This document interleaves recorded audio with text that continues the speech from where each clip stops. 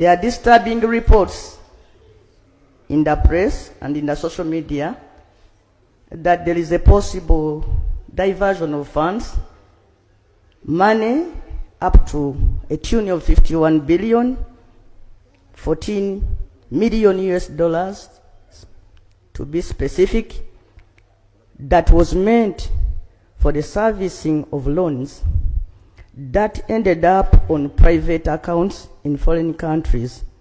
Alright, wetuukirira sawa zineno His Excellency Robert Kyagulanyi President Yoweri Kaguta Museveni muri mu goals ziri 5-0 ogenda kwebuuza batya gwe tulowasookalire byonna mbikuletedde mu maaso wate ye Katikkiro wadde okimanye agudde mu mbi z'abaana b'enkyukakyuka bulijjo mbega wa President Yoweri Kaguta Museveni omu ku bakyala b'omukulu Mwanga Kivumbi avuddeyo n'abyogera mu maaso awo byonna mbirina nyongera obajjukiza video musooke mugimpereka like oba omaze subscribe wegete ku mukutu gwaffe guno olunaku olwaliro nga bwe nkugambye omukulu amanyikiddwa nga Honorable Namboze ajakoze President Yoweri Kaguta Museveni wali mu Parliament abasajja abamuli bubi naddala abaana b'enkyukakyuka amagezi oba abaana His Excellency Robert Kyagulanyi be yawendulayo olunaku olwaliro be bakyasinze okubeera nga boogedde era ne bongerera ddala okulaga nti eno NUPC mukyezo era eri waggulu nkugambye abaana bangi baswadde naddala aba NRM nga beewuunya abaana bato amagezi gye bagajja ate Honorable Namboze teacher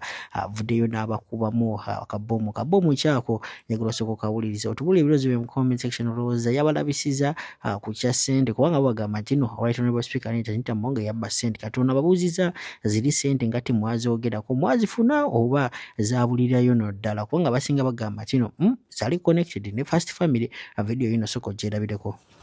Right Honorable Speaker, the reports show that His Excellency the President directed the Minister of Finance, Henry Musasizi, to account for the diverted money, specifically $6 million US dollars,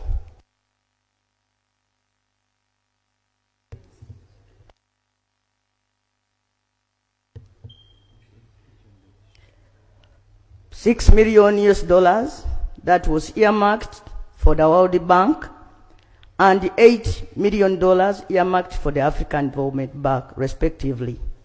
Right Honorable Speaker, if this is true, that money that was supposed to be paid to MJS International Limited in London, UK, and Lordway Company Limited in Japan, ended up on private accounts that were crossed immediately the money was deposited and withdrawn, that becomes a very grave and important. Like therefore, Right Honorable Speaker, as a matter of national importance to pray that the status of this matter be given. A general report is made comprehensively about the servicing of debts, because Mr. Speaker. Thank you, Honorable Namboze. Honorable Minister for Finance, and then I can guide after.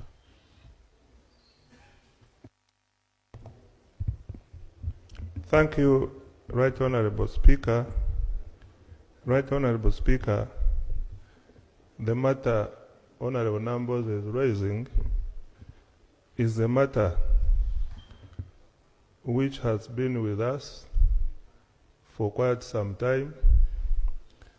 The investigative agencies, including Auditor General's Office, CID, our own ministry, and also the Financial Intelligence Authority, has been involved. The matter is before a court, and some people were arrested, taken to Luzira, and they are out on bail. Their matter is still in court. I cannot say much because it amounts to sub judice. When this matter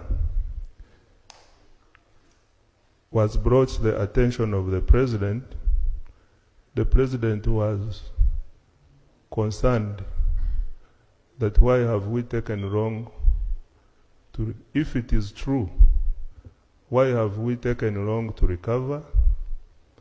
He requested for the report to recover the money. He requested for the report. We are working on the report. For now, what we can say is that we shall report back to him. The rest is sub judice. I cannot comment on that. Mr. Speaker, when I don't know how our letters get to leak into social media, but this is a matter into social media, and some of the people were wondering. Procedure. Procedure. Alright, nga tubitadde ku mabbali nkugamba ebya Katikkiro okubeera mbega wa Pulezidenti Yoweri Kaguta Museveni olunaku olwaliro. Wali omu ku bakyala agambibwa okubeera nga y'omu ku bakyala b'omukulu Mwanga Kivumbi. Oh my God, this video I want you to listen to it. Naddala gwe omunankyukakyuka li yagoberera zino ensonga ez'omukulu Mwanga Kivumbi. Agambye nti nno omukulu Katikkiro Charles Peter Mayiga fine avuddeyo n'ayogera ku nsonga z'Erias Lukwago, naye nga tavangayo n'ayogera eri ensonga z'omukulu amanyikiddwa nga Mwanga Kivumbi ono nga yali ne honorable nga wamaanyi nnyo ng'ebyadala wali e Bulange atuukayo ne bamwaniriza, ne kati bukyanga bamukwata mpaka ne kati Obuganda tebuvangayo ne bukondeminga ekikolwa ekyamutuusa ekikolwa ekyakola ki ekyamutuukako. Kitegeeza ki nti bano basajja ebyadala bamanyi buli kimu ekigenda mu maaso mu ggwanga Uganda ate n'ebimu babisirikidde. Sooka owulirize mukyala otubuulire oba mutuufu oba mukyamu. Ebyo nga bikyali awo n'alabye abananfuusi, naye bannaye Prime Minister wa Buganda oli munanfuusi. Katikkiro Mayiga oli kasajja kankwe, oli kasajja kabi nnyo. Katikkiro oli mubi nnyo. Buli lunaku lwe tubanga twagala okutakkiriza ensi byetugamba ne byetulaba nga tugamba maybe mutuprovinga wrong n'ebikolwa byammwe. Omanyi ne Bayibuli etugamba mutuli balabira ku bikolwa byabwe. Katikkiro Mayiga Kivumbi bamusiba omwana Omuganda abadde akulira ne kokasi ya Buganda mu Parliament abaddengawo, ne battira abantu mu maka ge ne bamusibako emisango. Ensi yonna gwemmanyi bwe emisango gyonna mijweteke. Mu maanyi go nga bw'obweyita Katikkiro n'obwa Katikkiro bwo taata tewasobola kusitula ogenda okebere. Tokirowooza nga nako. You have never, not even to condemn it, not even to sympathize with this man in public. Kibeere on record. Otuuke e Butambala mu ssaza lya Kabaka nno, kuwago amasaza ag'amaanyi aga Kabaka gakola Obuganda. Olabe abaana be, olabe famire ye, naye obawulirize, obasympathizing. Era oyo ogatteko ne ku ddoboozi okondeminga ekyakolebwa. Naye okumanya oli kasajja kankwe, era olw'okuba mbu ye yagaana okukolegana nammwe, yagaana okukolegana n'obwo obuli bw'enkwe n'okwekirizanya n'abo ababi, abo bwe muyita ab'ebitiibwa byammwe bampuuga Manand Group. Era beebo kuba kati Erias Lukwago era y'omu n'empuuga, y'omu ne Sseggona, beebo. Mumuboola kati mumulaba mbuye tagwana wayesitudde n'ogenda n'olabako wano waawano neibawo kubanga abana neibawo, kubanga kati awo musigala mulina mu division y'emu mu Lubaga y'emu, n'ogenda ne wesitula okulaba Erias Lukwago. Kati mwe mwagala tubajajinge tutya? Mwagala tugambe tutya? Tubalowoozeze tutya? Kubanga ebikolwa byammwe bitugamba otherwise, ebikolwa byammwe nabo tuba twagala okugamba tulowooze bwe tuti ebikolwa byammwe bitugamba nedda si bwe kiri bwe kiti. Oli kasajja kabi. ekyo ebbanga eryo lyonna emyezi gya kivumbi gyamaze mu kkomera noona tanamala ne wiikisi 2 mulaga mbu mulinamu abaana n'ebyana the same things. Mwe mwenyini Buganda mwe mulaze mwawula mu baana bammwe mwe abatalumirirwa mu baana bammwe mwe abaleetera kati olaba nze omunyankole mbeera concerned in the issues that happening in Buganda mwe abaleetera n'abantu abali ebweru wa Buganda okubeewuunya okubayita ab'enkwe okubayita abananfuusi musosola mu baana bammwe.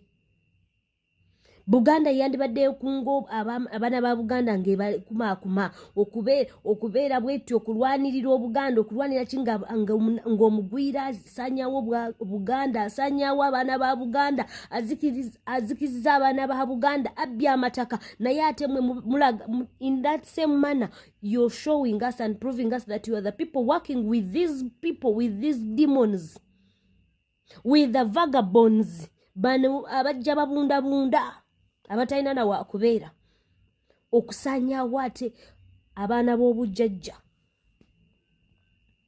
abantu engomboze ba vagabonds ne batuuka okumanyira abaana bakasangwawo abazzukulu ba Buganda mulwokuba mwekusa olwokubanga muli mu offices zetalumirwa abantu mwerowoozaako mwekka ne mutategeera ekyo ne mwefuula ng'abatabiraba. You even question us okulowooza mbu are you even really Muganda like it is said?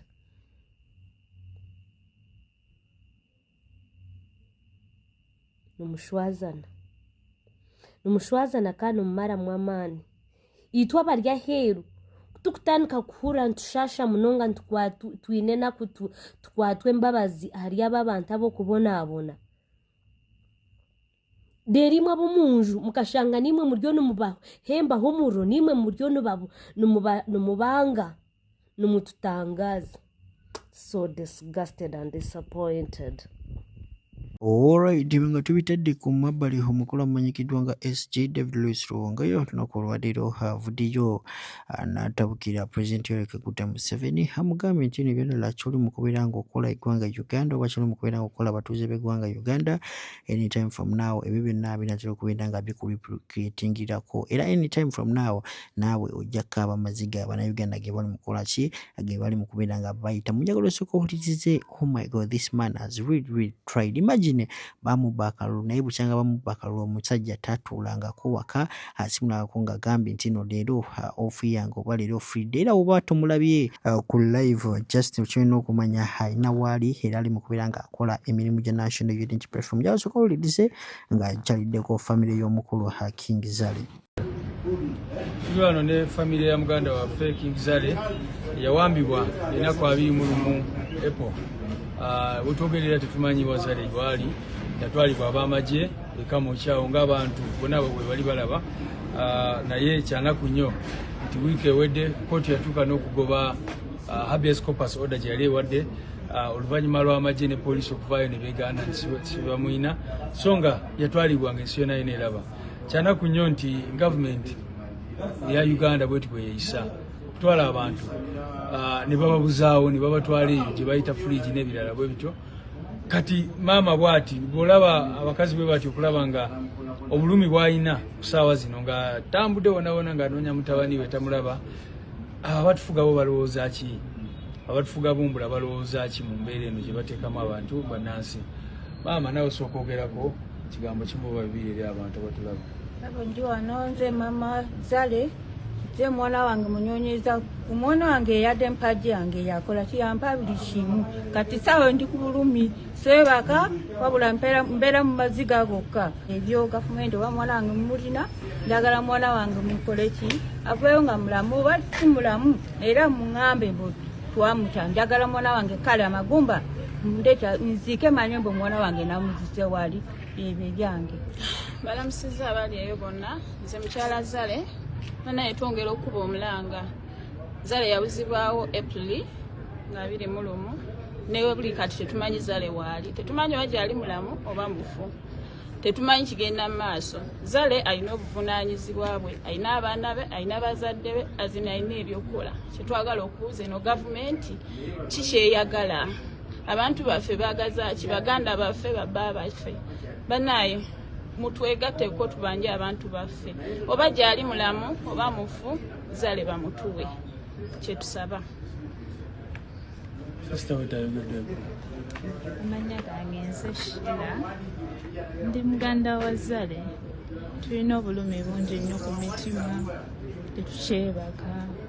Kuva muganda waffe we yatubulako, tugezezzaako ne mu kkooti baatugoba, naye era tusigadde tetufunye bwenkanya. Naye nga ddala musango kyogwo gwinza okubanga gwe yakola.